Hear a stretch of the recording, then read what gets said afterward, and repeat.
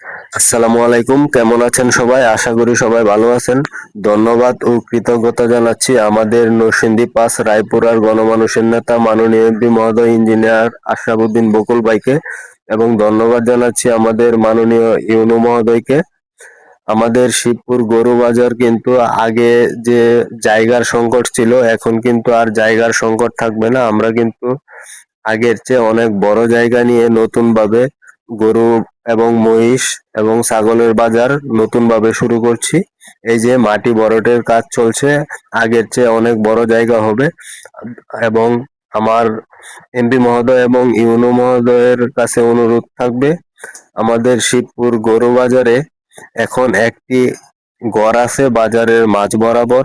এই গড়টি যদি সরিয়ে দেওয়া হয়, তাহলে এটি খাস জায়গার মধ্যে আছে এবং হয়তো কিছুটা জায়গা তাদের আছে, তাদেরকে অন্য একটা জায়গা থেকে জায়গা দিয়ে যদি এই গড়টা সরিয়ে দেওয়া হয়, তাহলে আশা করি আমাদের বাজারটা অনেক সুন্দর হবে এবং প্রচুর জায়গা হবে আমাদের বাজারে। ধন্যবাদ জানাচ্ছি সবাইকে।